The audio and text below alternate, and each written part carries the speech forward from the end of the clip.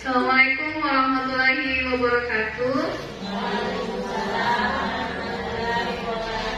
Selamat pagi, salam sejahtera buat kita semua. Salam sehat. Sebelumnya mohon maaf Bapak Ibu, suara saya agak serak-serak. Iya, karena kondisi sedang kurang sehat, jadi saya mohon maaf. Tapi mudah-mudahan tidak mengurangi maksimalitas saya dalam menyampaikan sosialisasi mengenai pembiasaan budaya positif di sekolah. Jadi hari ini saya berdiri di depan Bapak Ibu semua. Hal ini berkaitan dengan tugas aksi nyata saya sebagai calon guru penggerak angkatan 7. Jadi kami diminta untuk mensosialisasikan apa yang sudah kami peroleh, apa yang sudah kami pelajari mengenai budaya positif. Oke, pertama-tama kita aturkan puji dan syukur kehadirat Tuhan Yang Maha Esa, Allah Subhanahu wa Ta'ala, karena kita diberikan kesehatan, diberikan kesempatan dapat hadir berkumpul pada kegiatan hari ini. Tak lupa salawat dan salam kita haturkan kepada junjungan kita Nabi besar Muhammad SAW. Semoga kita termasuk barisan yang mendapatkan syafaat dari beliau di hari akhir nanti. Amin ya rabbal alamin.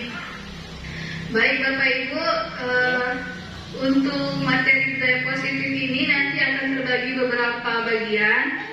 Sebelumnya, kalau mendengar kata budaya positif, apa yang terlintas pertama kali di benak ibu-ibu, Bapak Ibu sekalian? Kalau mendengar kata budaya positif, hal-hal yang baik.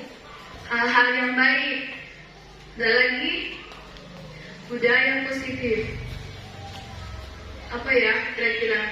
Pergaulan yang baik. Pergaulan yang baik. Pergaulan yang baik. Oh, karena fokus ke sekolah, maka pergaulan baik siswa di sekolah. Baik, betul sekali. Seperti disampaikan Bapak Kepala Sekolah tadi, memang budaya positif itu perlu kita galakkan, karena budaya positif itu terutama di sekolah memiliki tujuan. Yang pertama adalah untuk meningkatkan motivasi intrinsik murid. Jadi kalau budaya positif itu ternyata kalau digalakkan dapat meningkatkan motivasi yang berasal dari dalam diri murid.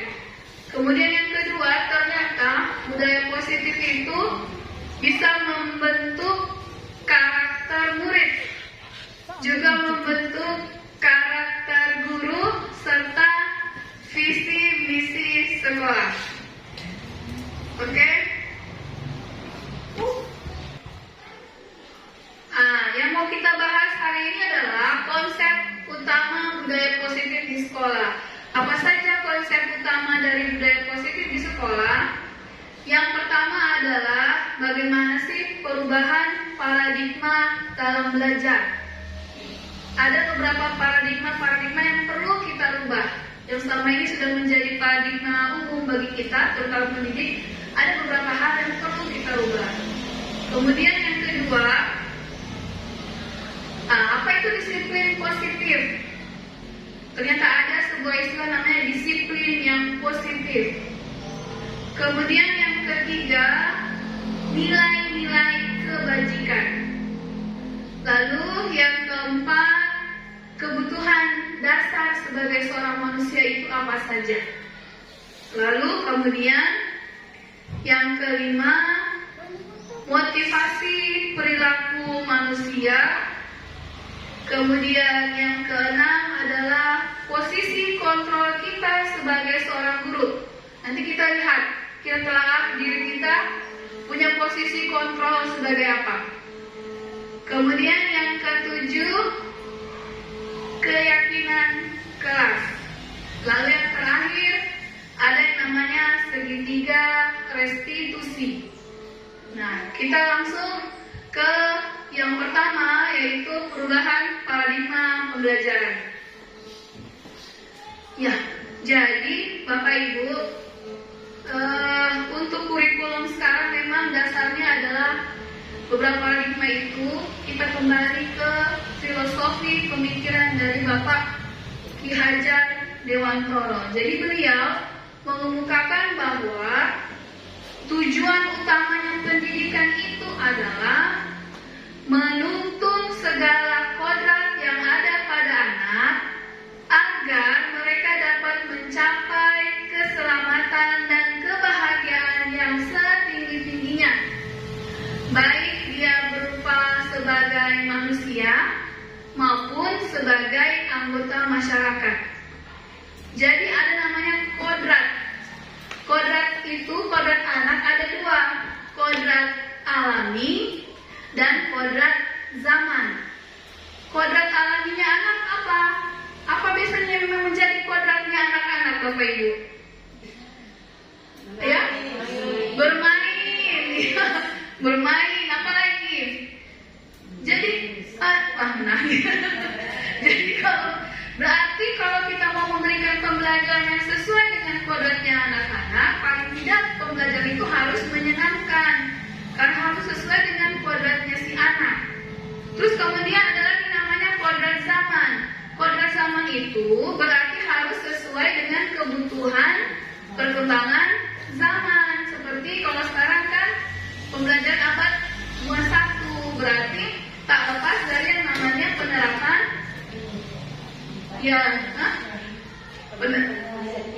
penerapan 4C. Sekarang sudah bukan 4C, sudah 5C.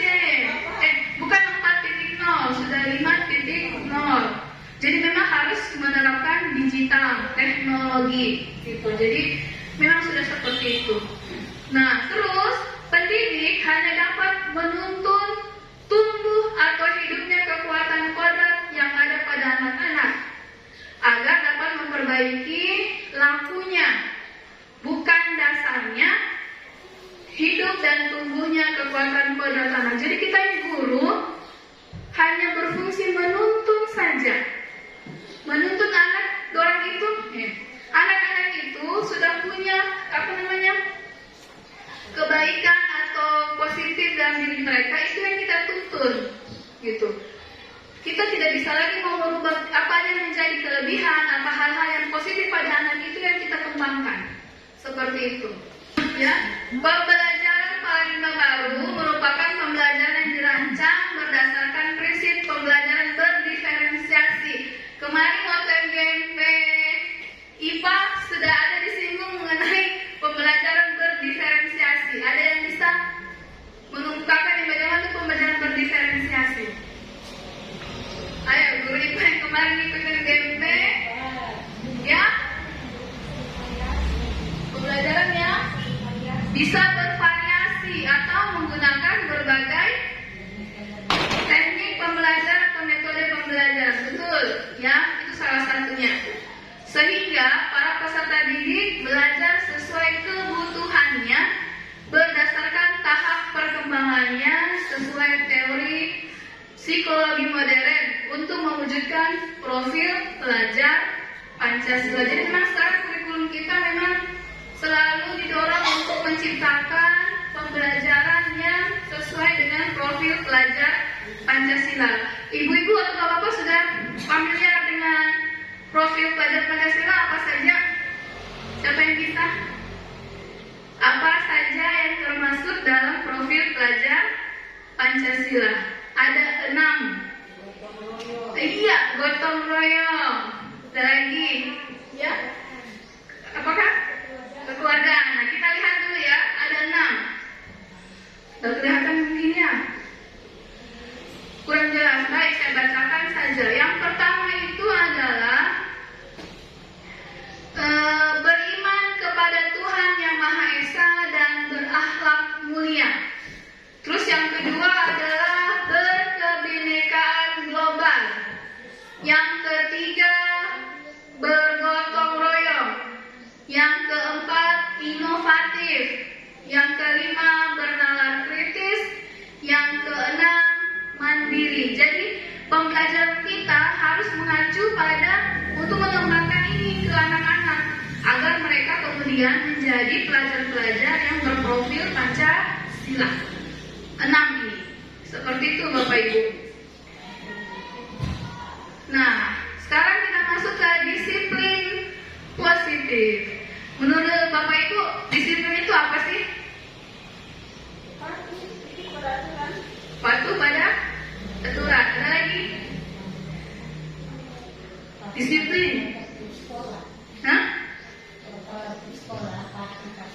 Patuh tata tertib sekolah. Ada lagi? Bapak Ibu?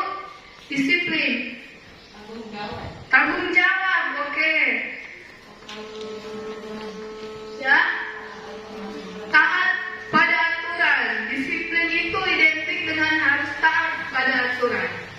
Baik, kita lihat.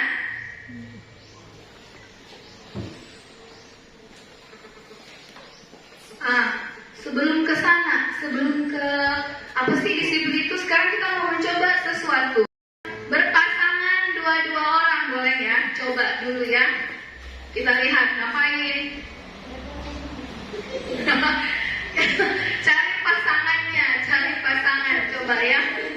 Ya. Ya. Kita lihat dulu ya. Anda adalah si A. Tugas Anda adalah mengepalkan salah satu tangan Anda.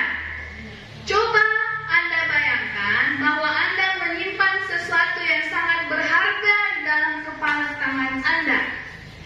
Anda perlu menjaga benda tersebut sekuat tenaga Anda karena begitu pentingnya untuk kehidupan Anda.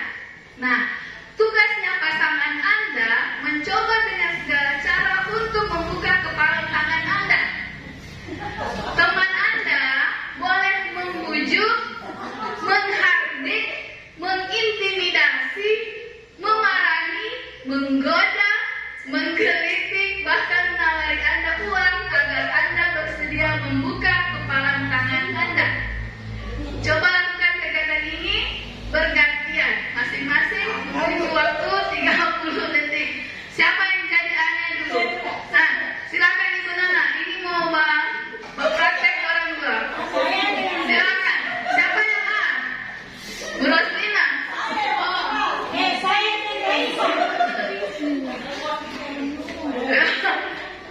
Ayo, silakan.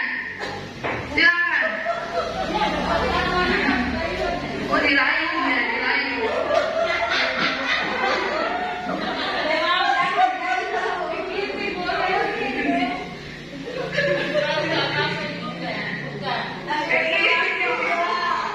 Habis waktu. Ganti. Ibu Amina lagi. Ibu Amina lagi yang berusaha lagi buka tangannya Ibu Amina. Bagaimana caranya Ibu buka tangannya Ibu Amina? Oh, dia ancam. Pakai ancaman, ya.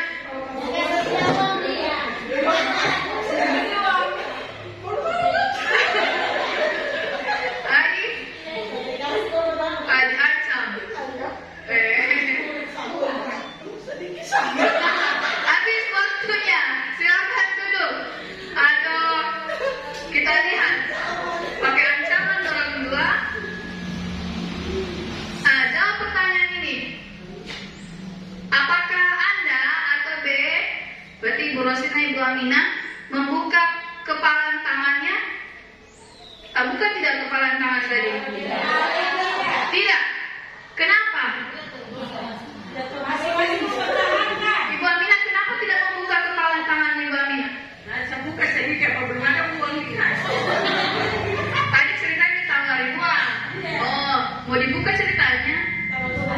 Belum ada, jadi tidak dibuka. Bu Roslina, kenapa tidak dibuka? Apa yang dipertahankan itu? Sesuatu baik, sesuatu yang berharga. Oke. Oh, sama ya. Jadi sesuatu itu sangat berharga. Jadi walaupun ditawari apa-apa tidak mau dibuka. Kemudian dalam kegiatan ini sesungguhnya siapa yang memegang kendali atau kontrol untuk membuka atau menutup kepala tangan? Siapa? Diri sendiri. Toh jadi kalau hal itu sangat berharga, biar mau tapi tadi Pak Amina bilang semua dibuka sedikit karena semua dikasih uang. Cuma tidak jadi.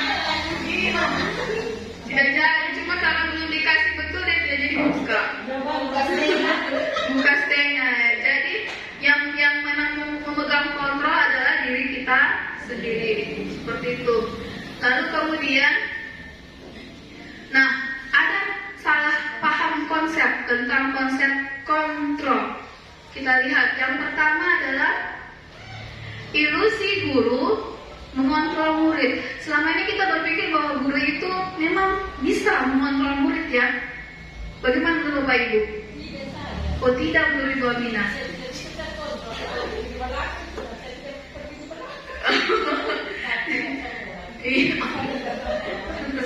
Iya, selama ini kita beranggapan bahwa kita sebagai guru kita bisa kontrol murid. Padahal sebenarnya tidak bisa.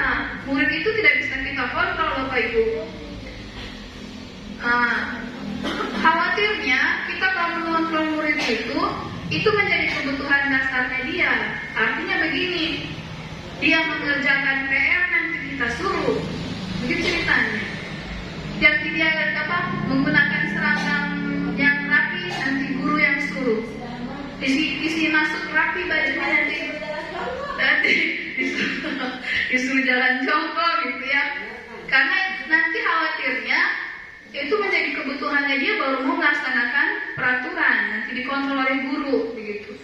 Ada juga ilusi yang kedua, yaitu bahwa semua penguatan positif itu bermanfaat. Hadiah, penghargaan, imbalan, bahwa itu semua akan membawakan manfaat. Ternyata tidak seperti itu.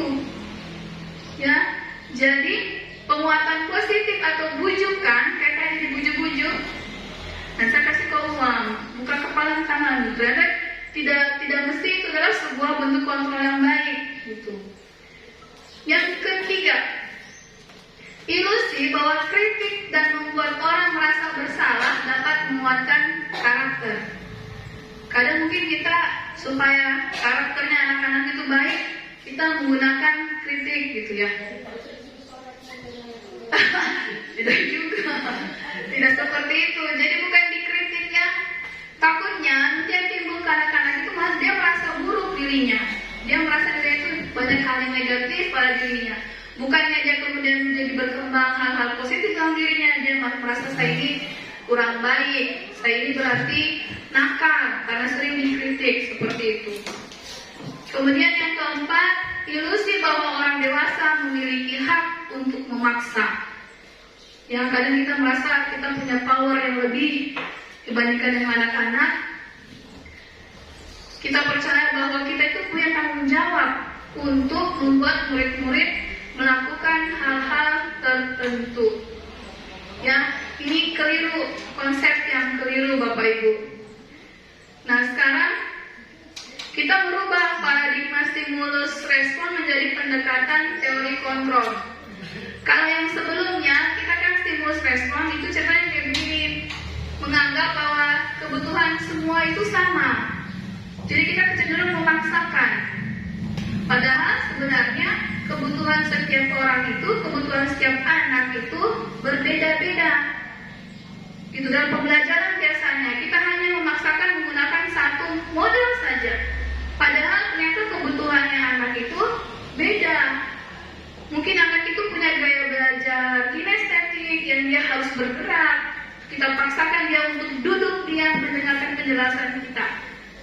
Bagaimana modelnya dia? Pasti dia kayak goyang-goyang karena memang dia gaya belajarnya harus gerak begitu. Seperti itu. Lalu kemudian semua orang melihat hal yang sama. Padahal ternyata memang setiap orang itu punya gambaran yang berbeda terhadap suatu hal. Lalu kita mencoba merubah orang agar berpandangan sama dengan kita.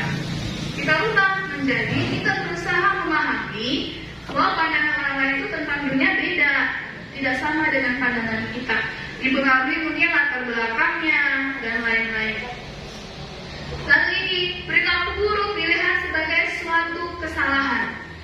Padahal semua perilaku itu pasti ada dasarnya. Jadi mungkin boleh mulai sekarang ketika melihat anak-anak melakukan kesalahan, tidak langsung kita cap ini dulu anak-anak itu. Boleh diselidiki dulu alasannya si anak melakukan itu apa, kenapa, gitu. Diselidiki dulu. Jadi tidak langsung kita judge, kenapa bikin begitu, langsung dengan emosi gitu. Kalau orang bilang sobatan duluan, gitu. Tanpa kita menyelidiki dulu kenapa anak itu seperti itu, ya. Kemudian, ya, kenapa? Sebenarnya bisa juga diselidiki gurunya. Ah. Anak-anak siswa tidak dapat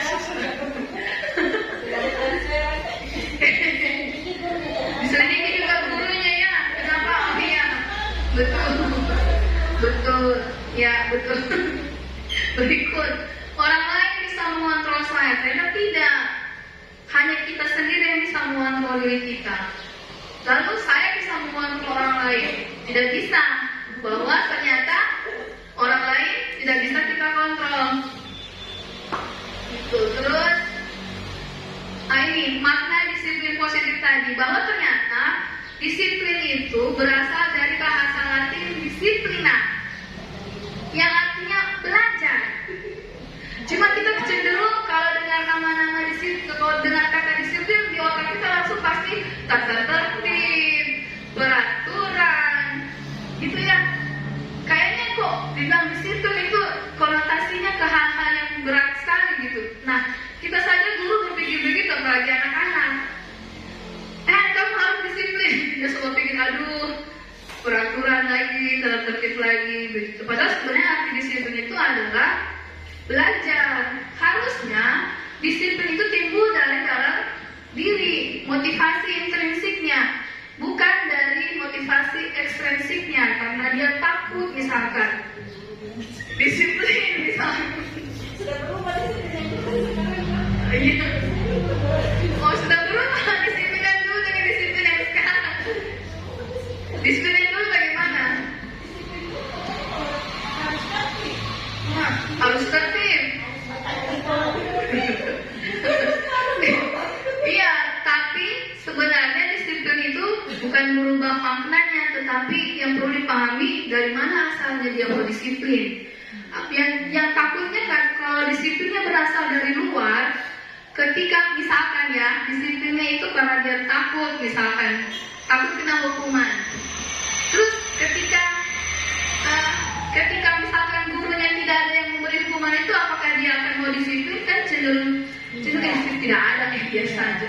Seperti itu. Jadi itu karena dia motivasi untuk disiplinnya bukan berasal dari dalam dirinya dia, berasal dari luar, gitu.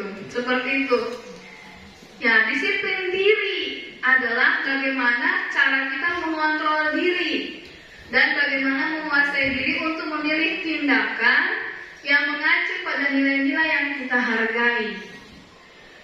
Seseorang yang memiliki disiplin diri berarti mereka bisa bertanggung jawab terhadap apa yang dilakukannya karena mereka mendasarkan tindakan mereka pada nilai-nilai kebajikan universal. Jadi kayak gitu Ibu ya. Disiplin itu hendaknya memang harus berasal dari dalam diri masing-masing.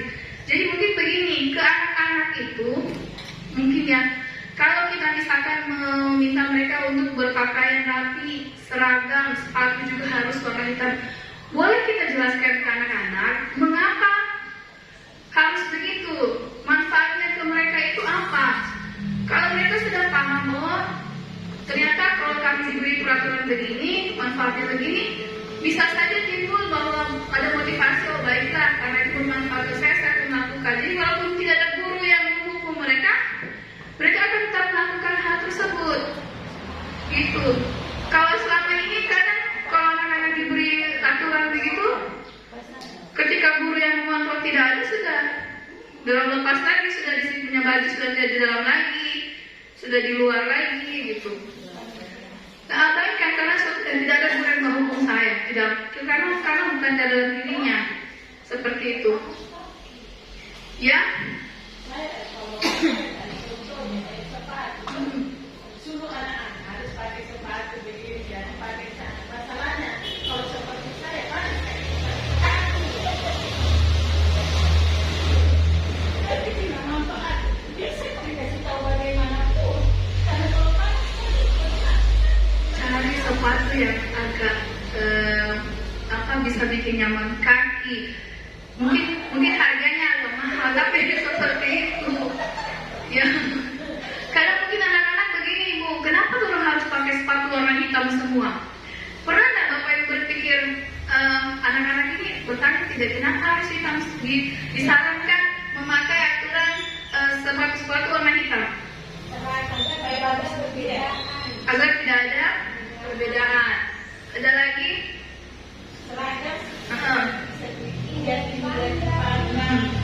Nah, yang berikut Ya. kalau dia warna hitam, anak-anak kan diminanya kotor, labu. Ya. Jadi yang hitam tidak terlalu sama. Oh, iya. Pernah tidak Bapak Ibu jelaskan begitu ke anak-anak? Tidak. Tidak. Tuh, selama ini kadang kalau misalkan siapa yang tidak pakai hitam, pakai sepatu hitam, langsung suruh keluar kan?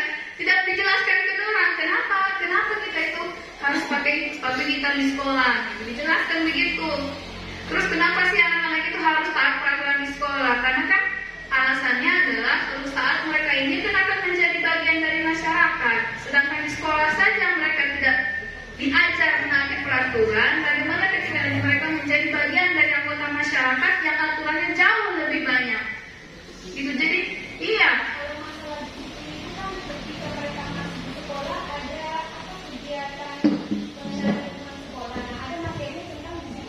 Iya.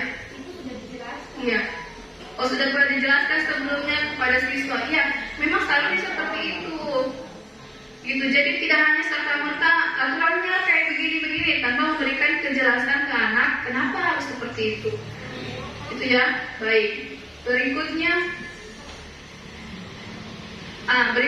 tadi ada sempat dibilang nilai-nilai kebajikan. Yang bagaimana sih nilai-nilai kebajikan itu?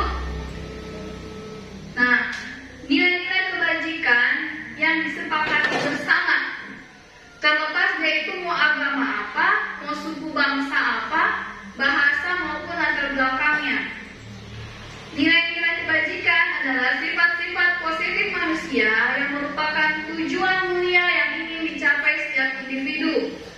Nilai-nilai ini merupakan payung besar dan sikap dan perilaku kita, atau nilai merupakan fondasi kita berperilaku. Jadi hal-hal positif yang tanpa memandang suku, agama, ras maupun latar belakang. Itulah namanya nilai kebajikan universal. Berikutnya, nah ada beberapa organisasi atau institusi yang mengeluarkan atau menyepakati nilai-nilai kebajikan universal. Contohnya ini ada dari profil pelajar Pancasila yang tadi ya, ada 6.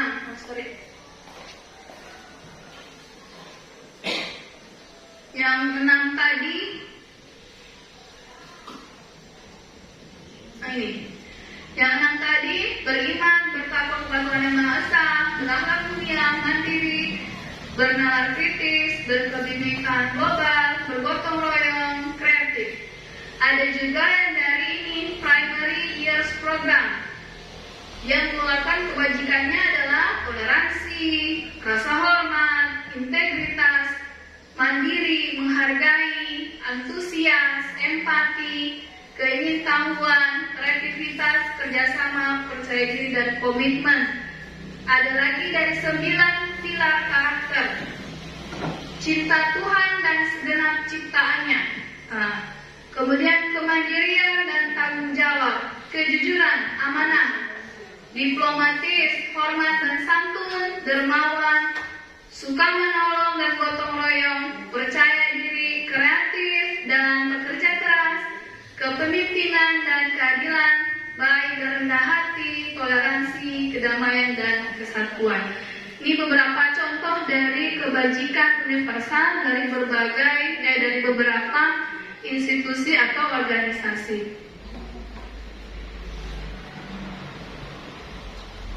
Nah, kita masuk yang keempat sekarang. Ini yang dari segi materi disiplin positif yang agak paling menarik saya adalah kebutuhan dasar manusia. Nah, kebutuhan dasar manusia adalah segala sesuatu yang dilakukan untuk mendapatkan apa yang diinginkan. Seluruh tindakan yang kita lakukan memiliki tujuan tertentu. Jadi semua yang kita lakukan itu ternyata ada dasarnya. Begitu juga kita punya murid. Pernah tidak kita menyelidiki ini anak misalkan ya di kelas? Contoh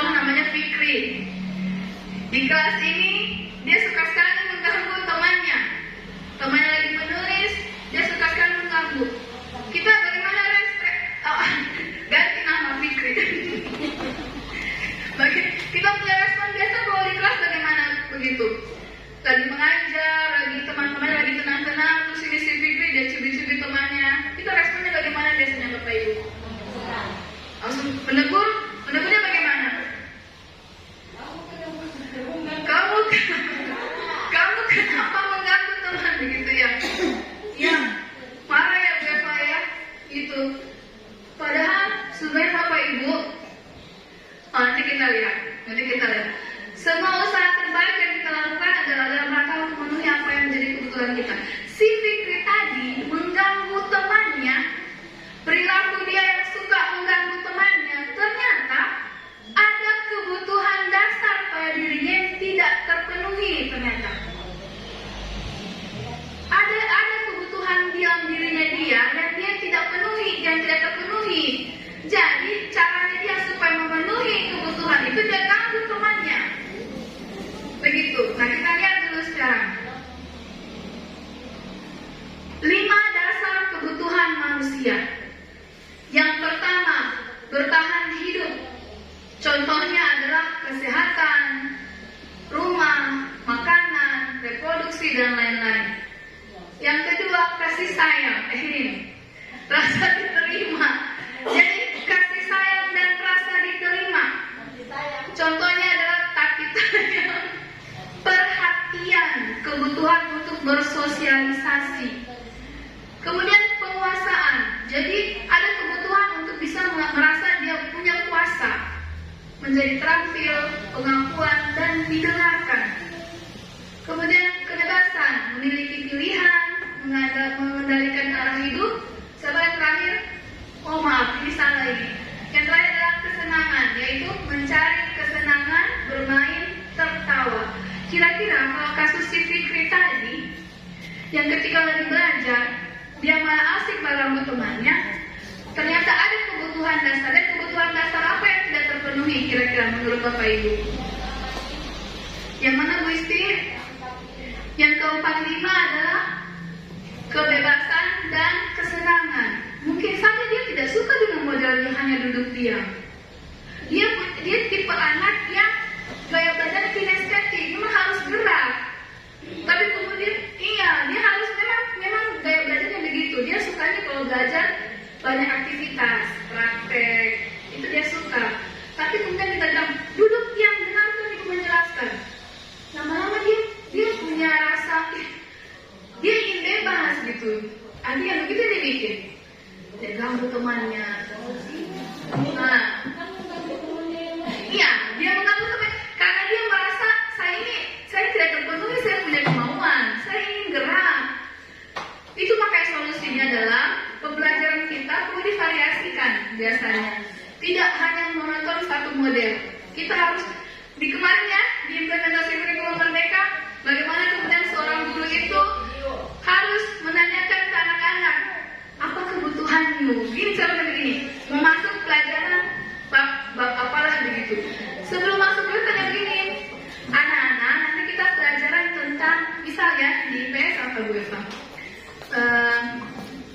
Pasar misalnya ya, tentang apa sih yang tentang pasar begitu tuh?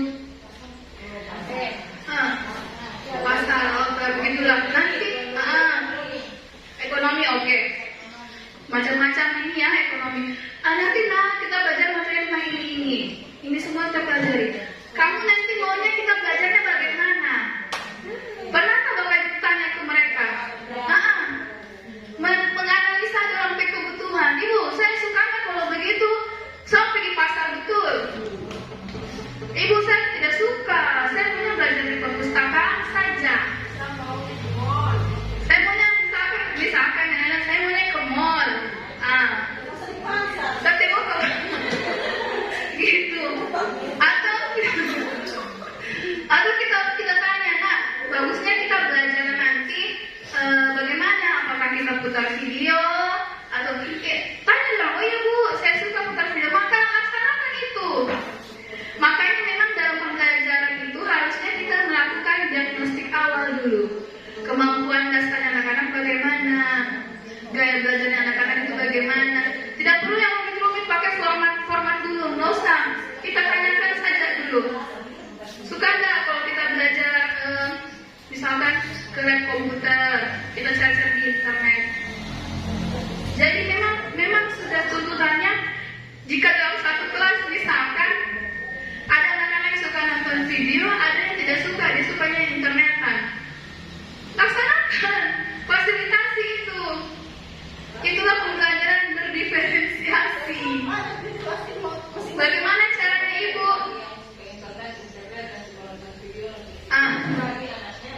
Boleh dengan cara-cara begitu, boleh pertemuan 3 dulu. Pertemuan berikutnya kita jadi dipenuhi itu kebutuhannya anak, gitu ya. Seperti itu. Salah satu ya kurikulum merdeka. Jadi anak-anak itu merdeka belajar. Orang senang belajar, gitu ya. Gurunya juga merdeka belajar gurunya, gitu. Jadi seperti itu kebutuhan belajar anak-anak memang harus. Jadi begini, salah satu filosofi dari Ki Hajar Dewantara itu adalah salah satunya adalah menghamba pada anak. Apa itu menghamba pada anak? Memenuhi kebutuhan mereka dalam belajar. Apa jadi kebutuhan anak-anak dipenuhi? Ya, pembelajaran yang apa? Apa sih? Pembelajaran yang berpihak pada murid. Pembelajaran yang berpihak pada murid, gitu. Dan itu yang sedang digaungkan sekarang, gitu ya. Tidak, gurunya semangat gurunya. Begitu ya Bapak Ibu. Jadi cobalah mungkin mulai sekarang kita mungkin bisa membantu mengurangi tensi ya kalau itu agak kalau ada anak. Makanya kalau kita sudah praktek, kadang-kadang kita tidak ada jadi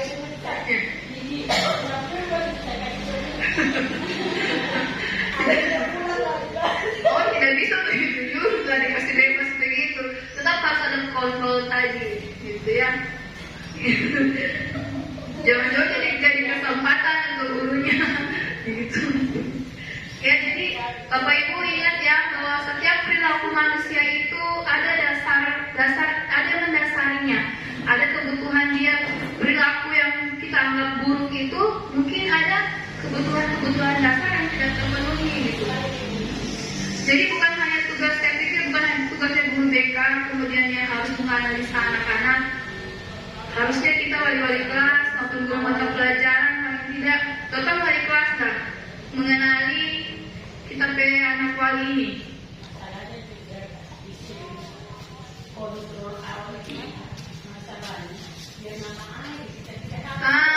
Jangan bayangkan biar nama anaknya tidak ditahu, gitu ya. Itu, sedangkan nama anaknya tidak ditahu siapa ini. Sebenarnya begini, ketika ada formulir pendaftaran itu guru wali kelas pegang, jadi tahu kondisi ekonominya si anak bagaimana. Siapa tahu anak ternyata sudah yatim piatu, kita tidak tahu, gitu kan. Pasti akan mempengaruhi dia punya bagaimana nanti dalam proses pembelajaran dan lain sebagainya. Seperti itu Bapak Ibu. Kemudian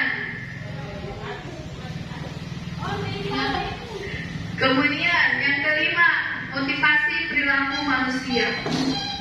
Motivasi perilaku manusia itu ternyata setiap manusia melakukan sesuatu itu ada motivasinya. Yang pertama untuk menghindari ketidaknyamanan atau hukuman. Kayak anak-anak itu dandu baris rapi. Supaya apa? Supaya tidak kena hukum. Begitu ya. Jadi motivasi yang pertama itu karena supaya tidak kena hukuman. Motivasi yang kedua, melakukan sesuatu karena ternyata untuk mendapatkan imbalan atau penghargaan dari orang lain. Kalau saya bagus tulisan imbalan es mambo misalkan. Iya. Iya. Reward. Iya. Saya juga cenderung begitu Ibu kadang. Ternyata iya. Begini Pak, aku jadi khawatir begini. Ketika setiap kita masuk kelas itu kita memberikan reward, suatu saat kita masuk tanpa memberikan reward, akan begini. Tidak usah tidak ada hadiahnya. Karena motivasi dia hanya mengharap reward tadi. Itu bukannya tidak boleh, malah bagus supaya kita memberikan apresiasi ke anak-anak. Artinya akan menjadi kebiasaannya, malah mematikan dia punya motivasi yang seharusnya dia miliki itu. Oh ya, saya dapat hadiah, nanti dapat ini. Ketika tidak dapat hadiah, dia kecewanya ini sekarang itu bukan untuk dirinya sendiri ternyata melakukan itu. Ya, betul.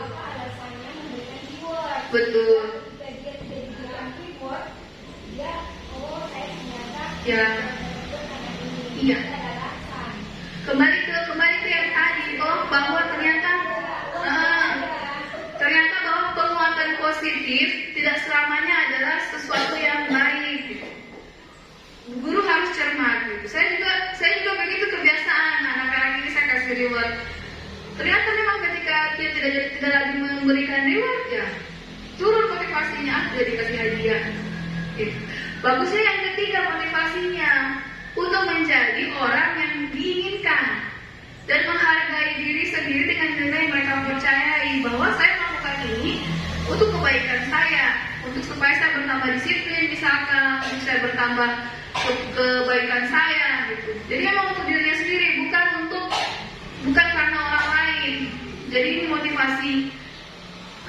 Sekarang Bapak Ibu pernah dengar hukuman, konsekuensi? Sudah biasa ya? Apa bedanya hukuman dan konsekuensi? Kalau hukuman itu dia tidak terencana. Ada yang terlambat, sini cepat sudah. Atau apa ya? Kumpul sampah atau apa yang tidak terencana. Ya, seperti itu, hukuman fisik kayak begitu. Tidak terencana itu berarti hukuman. Kemudian bersifat satu arah tanpa melalui suatu kesepakatan. Tidak ada kesepakatan sebelumnya. Insane, apa bahasa Inggrisnya? Tiba-tiba begitu, ketika ada kesalahan langsung dikasih ganjaran. Itu tidak ini, namanya hukuman. Kalau konsekuensi sudah terencana atau sudah disepakati, sudah dibahas dan disetujui oleh murid dan guru. Kemudian guru senantiasa memonitor murid. Jadi kalau sudah kesepakatan, itu namanya konsekuensi. Nah, kalau misalkan terlambat mengumpulkan tugas, konsekuensinya adalah misalkan jam istirahatmu berkurang, kau harus mengerjakan tugas, kumpulkan hari ini, atau konsekuensi lainnya. Ada namanya istilah, saya juga baru dengar ketika mengikuti program ini, namanya restitusi. Restitusi itu proses menciptakan kondisi bagi murid untuk memperbaiki kesalahannya. Jadi ketika melakukan kesalahan, ditanya dia, jadi kau mau apa? Apa solusimu untuk menyelesaikan masalah ini? Bukan kita kasih ke solusi, bukan guru. Pancing terus. Jadi kalau untuk kesalahan ini, solusinya bagaimana? Ceritanya, intinya bukan guru yang kasih solusi dia. Dia sendiri kan harus cari solusinya. Iya.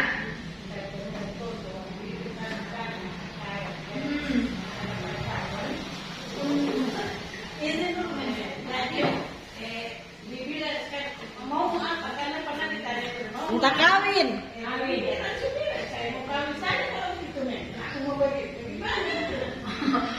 Mungkin saya salah tadi. Bukan ngomong apa ya.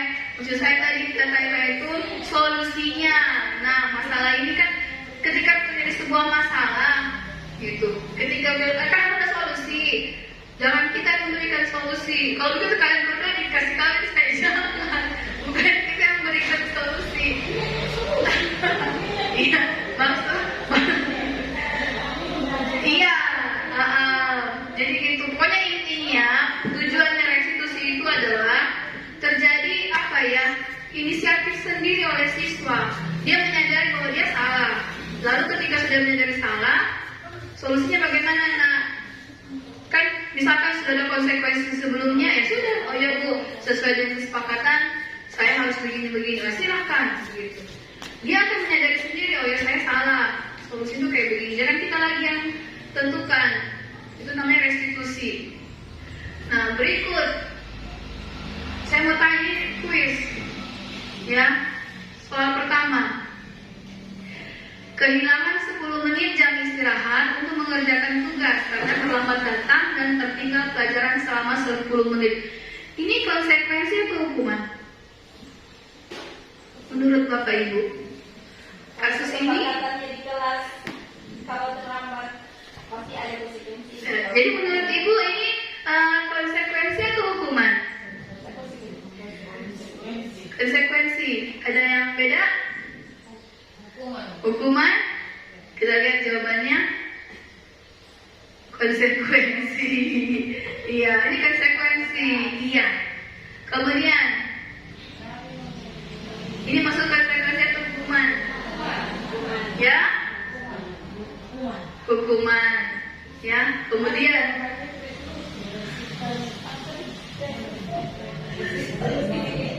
Jadi ini anak bacoret meja, terus dia suruh bersihkan.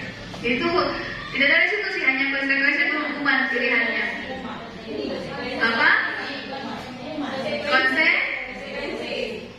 Iya, woi, jago. Gitu ya. Jadi paling tidak bisa bedakan ya mana hukuman, mana konsekuensi. Gitu. Kemudian, nah ini posisi kontrol sebagai guru. Kita analisis diri sendiri ya. Saya masuk yang mana dari kelima ini? Jadi ada 5 posisi kontrol sebagai guru. Yang pertama sebagai penghukum, ya. Yang kedua sebagai pembuat merasa bersalah, ya. Yang ketiga sebagai teman, ya. Yang keempat sebagai pemantau. Yang kelima sebagai manajer. Boleh sebagai guru itu bukan hanya satu posisinya, dia 2. Saya 1. Saya lihat dulu ya. Kalau penghukum tahu ya pasti ibu ya. Iya. Bagaimana ya penghukum itu? Jadi kalau ada kesalahan langsung diberikan hukuman. Kamu harus begini-begini. Gitu. Terus kemudian pembuat merasa bersalah. Tidak. Dia kalau berbicara itu ketika melakukan kesalahan, dia membuat anak itu semakin merasa bersalah. Iya. Bahwa saya ini Jangan. salah. Gitu. Kemudian yang ketiga sebagai teman. Ke anak itu sebagai teman. Gitu. Yang keempat pemantau. Jadi dia memantau anak-anak ketika melakukan kesalahan. Kamu soalnya ini ya. Jadi konsekuensinya ada kan? Iya. Jadi dia pantau. Dia pantau hukumannya. Konsekuensinya apa? Silakan lakukan. Dia memonitor itu. Kemudian yang kelima manajer. Sebagai manajer. Jadi dia ke anak itu bukan dia menghukum, tapi dia tadi itu restitusi tadi. Dia kolaborasi. Bapak Ibu kira-kira sejauh ini pada posisi yang mana? Teman. Sebagai teman, Manajer. pemantau, guru BK pemantau. Iya. Dia yang memantau ya. Jadi sisi. Manajer. Dari kelima ini memang sebaiknya posisi guru itu adalah sebagai manajer. Boleh 2 posisi, boleh. Misalkan manajer dengan teman atau manajer dengan pemantau. Tapi yang paling utamakan adalah tidak ada dari kelima ini. Ya harusnya ada ibu. Nah jadi dari kelima ini yang paling utama adalah sebagai manajer, gitu ya Bapak Ibu ya. Nah contoh kasusnya kayak gini. Penghukum terlambat lagi, pasti terlambat lagi, selalu terlambat. Kapan datang tepat waktu kan? Penghukum dia. Jadi dengan intonasi yang ini, Yang tinggi. ya yang tinggi, jadi bisa dibayangkan ya. Apakah saya seperti itu ke siswa gitu? Kenapa terlambat lagi? Terlambat terus gitu kan? Sebagai penghukum. Lalu kemudian pembuat merasa bersalah. Ibu kecewa sekali dengan kau. Kenapa kau begitu? Kalau orang tua mau tahu bagaimana, itu malah semakin membuat anak menjadi merasa semakin bersalah. Khawatirnya akan timbul dia, oh iya saya ini tidak baik berarti, saya ini nakal berarti. Orang tua pasti kecewa dengan saya. Jadi bukannya kemudian bisa mencari solusi bersama, dia malah depresi sendiri, stres. Saya nakal, orang tua kecewa dengan saya. Jadi tidak bisa memberikan solusi karena sudah dikasih begitu dulu sama gurunya. Ya harus dipraktekkan memang. Ya, begitu. Berikut, sebagai teman. Ayolah, bantu dulu men, bantu dulu ibu. Oh, aku ada masalah ya sudah, apa? Nanti berikutnya ibu bantu lagi. Begitu sebagai teman, artinya kita membantu orang. Kayak bagaimana dengan teman begitu kan? Kalau pemantau, kamu salah. Peraturannya tahu kok, peraturan sekolah apa? Terus sanksinya apa, konsekuensinya apa? Jadi dia pantau. Oh iya bu, nah sudah laksanakan, bukan? Guru BK kayaknya cenderung dia memilih pemantau katanya. Nah sebagai manajer, jadi Mas Dita tahu kesalahannya kan? Nah rencana bagaimana untuk perbaiki kesalahanmu? Itu kalau manajer seperti itu. Jadi itu tadi dia memberikan kesempatan anak untuk berpikir mencari solusi sendiri. Misalkan dia bilang begini, misalkan ya contoh begini, berkelahi dengan teman, terus tarik sudah kancing bajunya temannya, terus disuruh bagaimana rencana memperbaiki itu, dijahit, tapi dia kok menjahit, dia bilang begitu misalkan, cari kan disuruh, oh bagaimana kalau kau belajar menjahit saja sama Ibu Amina tuh tahu cara menjahit, kan tahu, oh iya Bu, nanti saya sama Ibu Amina belajar menjahit, begitu. Kalau misalkan pertama dia bilang, Bu, saya mau jahit, tapi dia tahu menjahit, arahkan dia, oh bagaimana kalau jangan sini menjahitkan, oh itu salah, arahkan dia, oh itu sama Ibu Amina pintar menjahit dia, coba kau belajar Ibu Amina, begitu dia bertanggung jawab dengan kesalahannya dia. Itu ya Bapak Ibu. Nah sekarang ini kuis lagi, coba dijawab. Saya kecewa sekali dengan kamu. Nah, kira-kira posisi apa ini? Perempuan merasa? Ah, betul. Terus berikutnya.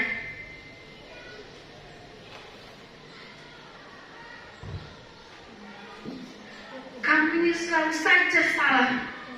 Apa dia? Pemukul. Ya. Oke, berikut. Ayo, ingat tidak bantuan Ibu selama ini? Teman. Sebagai teman. Ya. Oke, berikut. Ini apa? Kalau kayak gini. Manajer. Manajer.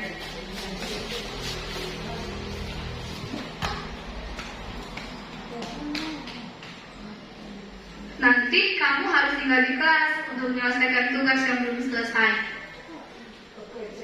Apa? Oh sorry, bukan tanda tanya ya, harusnya tanda ini. Apa ya? Nanti kamu tinggal di kelas untuk menyelesaikan tugasmu. Itu sebagai apa dia? Itu hukuman atau apa? Konsekuensi. Jadi kalau yang ada konsekuensi begitu, dia ini sebagai apa? Memantau. Konsekuensi kan? Oke. 50. Jadi sudah tahu ya bahwa diri saya selama ini posisi kontrol saya sebagai apa? Sudah dibayangkan kan? Oh, saya selama ini sebagai ini gitu. Ya. Aduh, Anda lain sendiri. Pengacau.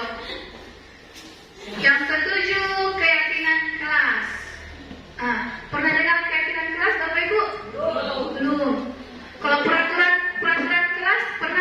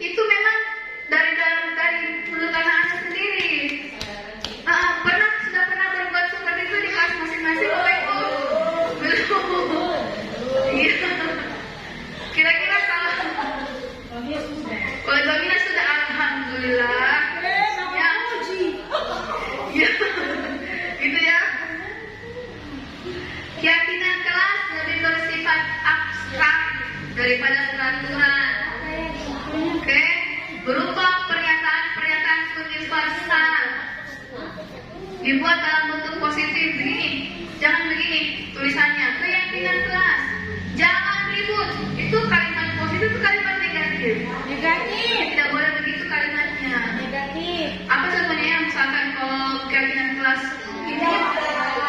Dia adalah kelas dia seperti itu. Jagalah kebersihan atau apa kebijakan yang saling menghargai begitu. Jangan tulisnya jangan ribut, bukan kalimat. Silakan Nepali, Pak. Apa artinya?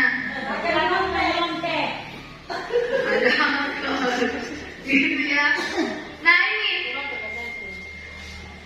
semua warga kelas hendaknya ikut berkontribusi dalam pembuatan keyakinan kelas lewat kegiatan curah pendapat. Kalau saya pernah coba di 8A, saya bagikan kertas sticky note itu, jadi anak-anak tuliskan apa yang dia yakini dalam kelasnya itu, bahwa saya harus saling menghargai dengan teman. Dikumpulkan nanti semua itu dalam tulis, kita sepakati mana yang kita ambil sebagai keyakinan kelas. Nanti itu yang ditempel di kelas. Karena berasal dari mereka sendiri, bukan paksaan. Aturan kelas harus begitu, tapi berasal dari diri mereka sendiri. Motivasi dalam diri kan ada. Jadi lebih istilahnya lebih kena di hati mereka gitu. Oh iya, ternyata saya begitu, harusnya seperti itu. Itu kalau di lapangan sudah pernah saya buat waktu itu. Nanti saya tanya dorong apa keyakinan mereka. Sudah ada beberapa keyakinan kelas yang disepakati bersama. Sekarang ada namanya Bapak Ibu yang terakhir, segitiga restitusi. Bagaimana kita menyelesaikan kalau misalkan ada anak-anak yang istilahnya kesalahan atau ada kasus terlihat. Segitiga restitusi. Restitusi itu apa? Proses dialog yang dijalankan oleh guru agar dapat menghasilkan murid yang mandiri dan bertanggung jawab. Proses dialog, ya. Kalau anak berbuat salah kita jadi dialog, tidak langsung kita. Kamu ini nakal sekali. Kita jadi bicara dulu. Tahapannya ada 3. Mulai dari menstabilkan identitas, lalu kemudian validasi tindakan yang salah, lalu menanyakan keyakinan. Kita lihat bagaimana itu. Kalau menstabilkan identitas begini, kita kasih tahu dia, Mas Sita, berbuat salah tidak apa-apa, nak. Tidak apa-apa berbuat salah. Semua orang itu pernah berbuat salah. Tidak ada orang yang sempurna. Begitu, kita menstabilkan identitasnya dulu. Terus misalkan dia akan berkelahi, dia marah karena orang tuanya misalkan diejek. Kita bilang berhak merasa begitu tidak apa-apa, atau berhak merasa marah karena orang tuamu diejek. Jangan kayak dia coba gitu sudah marah. Tidak, kita akui dia berhak merasa marah. Dia berhak merasa marah karena misalkan ada kasus misalkan orang tuanya digera-gera sama temannya, diejek atau bagaimana. Tidak apa-apa. Terus, kemudian berikutnya tahapan yang kedua, validasi. Ibu yakin kok pasti punya alasan begitu. Pasti kok ada alasannya toh. Boleh kamu itu marah, tapi baikkah kalau marah kemudian jadi berkelahi? Sebaiknya bagaimana gitu kan? Apakah dengan marah itu bisa menyelesaikan masalah? Apakah dengan berkelahi dengan temanmu kemudian jadi menyelesaikan masalah? Jadi diakui tadi perasaannya dia tadi, lalu kemudian kita sadari bahwa ternyata yang dilakukan itu keliru. Gitu. Seperti itu. Lalu yang terakhir adalah menanyakan keyakinan. Jadi nak, kau sudah tahu salahmu apa tuh? Nah, keyakinan kelas kita bagaimana? Oh, misalkan dia berkelahi, saling menghargai teman, keyakinan kelas kita. Berarti kamu telah menyalahi apa yang telah kita yakini. Gitu. Terus, jadi kamu itu nanti seperti apa rencana berikutnya?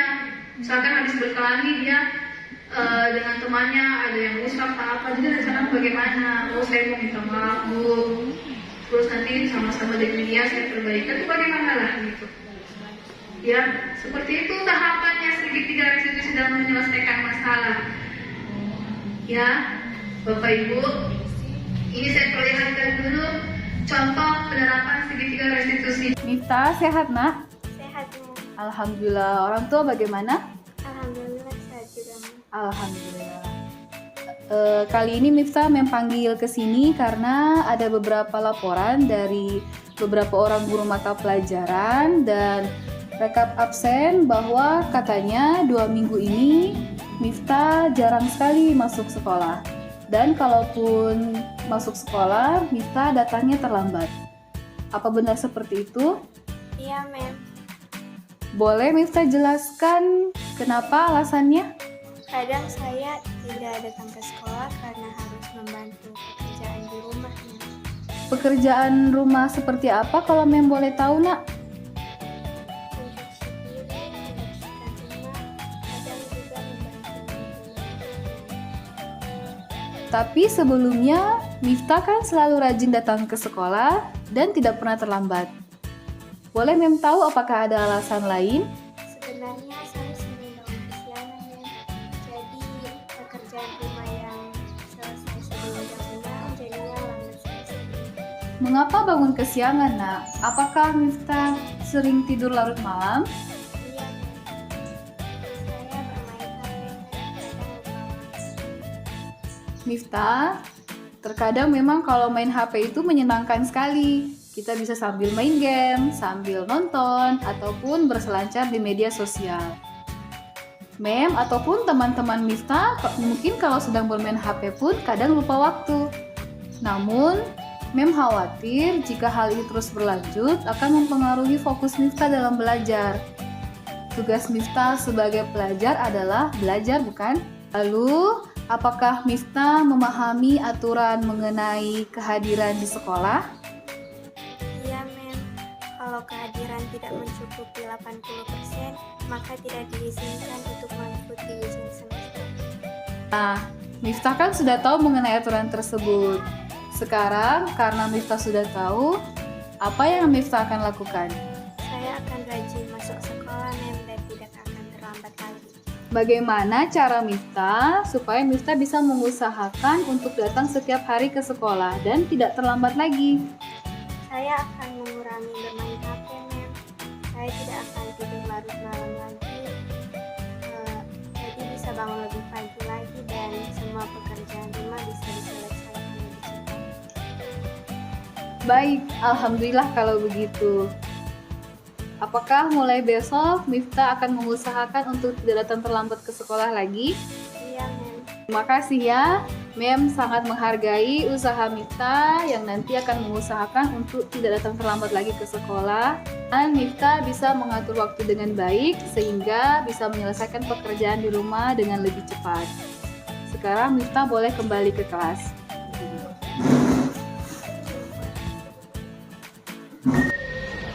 Ini Bapak Ibu contohnya yang sebagai penutup. Penutupnya adalah dalam penerapan program disiplin positif, hendaknya guru memiliki standar kepribadian profesional dan sosial yang baik, di mana guru mampu merefleksikan dirinya sebagai pamong. Salah satu filosofi dari Ki Hajar Dewantara adalah guru itu sebagai pamong. Tugasnya menuntun. Ibaratnya kita ini petani, murid itulah benih-benih padi atau jagung yang kita tanam, gitu ya. Jadi seperti itu kita penuntunnya anak-anak, kita sebagai pamongnya, yang menuntun murid-muridnya menjadi insan yang mandiri, merdeka, dan bertanggung jawab. Mudah-mudahan setelah sosialisasi hari ini kita bersama memiliki misi yang sama untuk menerapkan budaya-budaya positif seperti disiplin positif tadi, terus kemudian pemecahan masalah dengan segitiga restitusi dan lain sebagainya. Semoga dapat membuat murid-murid kita menjadi murid-murid yang berkepribadian kuat, berkarakter, mandiri, dan menjadi manusia-manusia merdeka yang bermanfaat dan bahagia baik sebagai manusia maupun sebagai anggota masyarakat. Demikian sosialisasi tentang budaya positif di sekolah. Kali ini saya ucapkan terima kasih banyak atas kesediaan Bapak Ibu. Hari ini terima kasih banyak. Sampai jumpa. Assalamualaikum warahmatullahi wabarakatuh.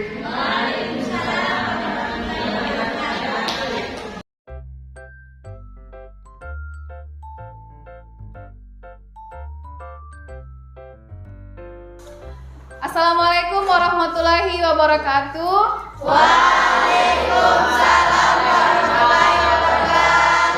Selamat pagi anak-anak.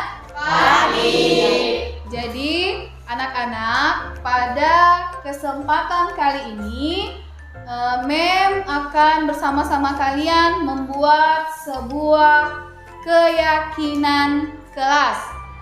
Apakah sebelumnya pernah mendengar kata keyakinan kelas? Belum. Kalau mendengar kata keyakinan kelas, apa yang kalian bayangkan di pikiran kalian? Tentang apa itu? Keyakinan itu apa ya? Belum terbayang sesuatu tentang keyakinan kelas belum? Belum terbayang tentang apa itu keyakinan kelas? Belum. Kalau peraturan kelas, apakah sudah pernah mendengar sebelumnya? Kalau peraturan kelas bisa dibayangkan kok. Contohnya apa kalau peraturan kelas? Satu orang, siapa?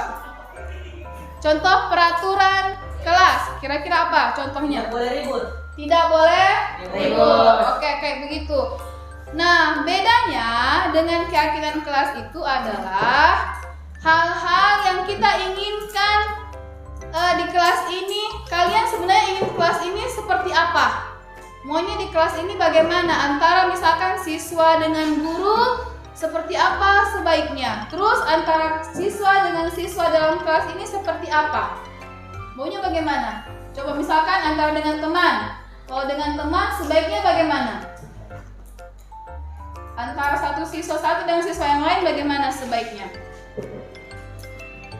Saling apa? Saling berdiskusi, apalagi?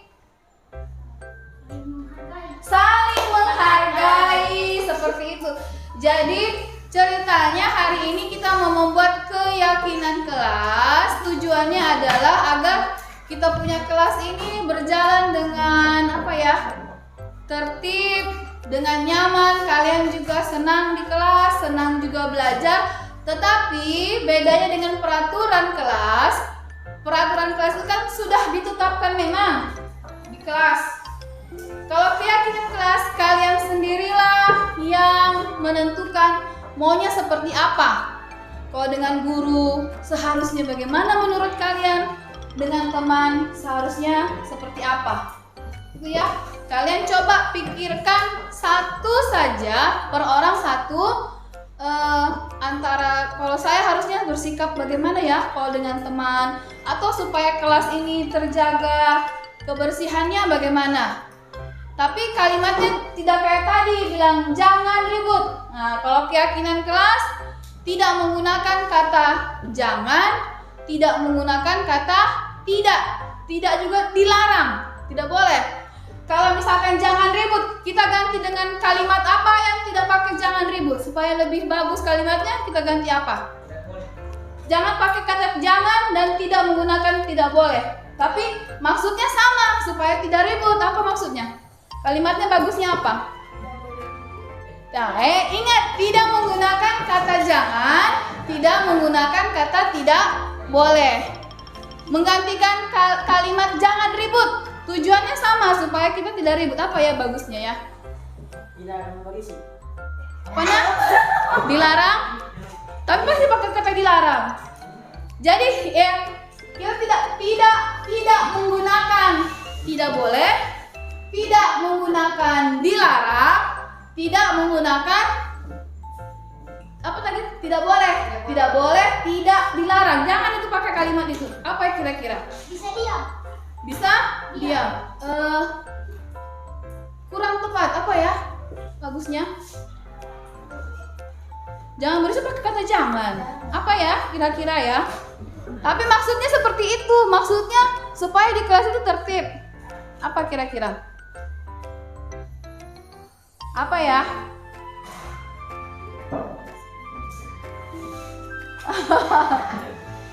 Atau kayak begini, kalau dengan teman kan tidak boleh berkelahi. Tapi ganti kata tidak boleh berkelahinya itu dengan kata lain yang maksudnya kayak begitu. Tulisnya misalkan saling menghargai antar teman. Itu boleh. Itu jadi keyakinan kelas, boleh. Terus ada lagi nggak yang lain? Kalian mau supaya kelas ini nyaman, supaya kelas ini bisa berjalan dengan tertib, antara kalian juga baik, dengan guru juga baik. Apa kira-kira? Apa? Sampai bisa kasih contoh. Tadi kan sudah toh saling menghargai antar teman. Ada lagi nggak yang lain? Kalian punya usul apa? Saling membantu. Saling membantu. Bagus. Begitu ya? Boleh? Satu orang memikirkan sebuah keyakinan yang nanti akan kita terapkan bersama di kelas ini. Oke? Jadi nanti akan kita pilih. Kalau ada keyakinan kelas yang sama, kita ambil satu aja. Boleh? Nah, nanti menuliskannya di kertas ini, di sticky note. Jadi satu orang satu. Silakan dituliskan, nanti kalau sudah akan ditempel di ini. Mem sudah menyiapkan ini, nanti ditempel. Kita pilih sudut yang paling baik nanti ya. Tapi sementara di sini dulu. Nah, oke. Ketua kelasnya tolong bantu Mem bagi ini nak. Siapa ketua kelasnya? Gusti, bantu dulu. Oh, jangan situ. Gusti bagi.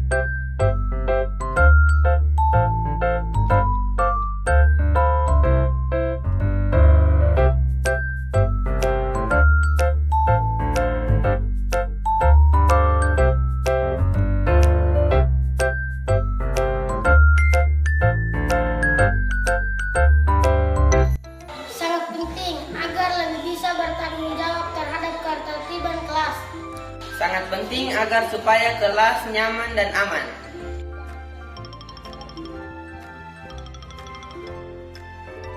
Sangat penting agar bisa saling menghargai.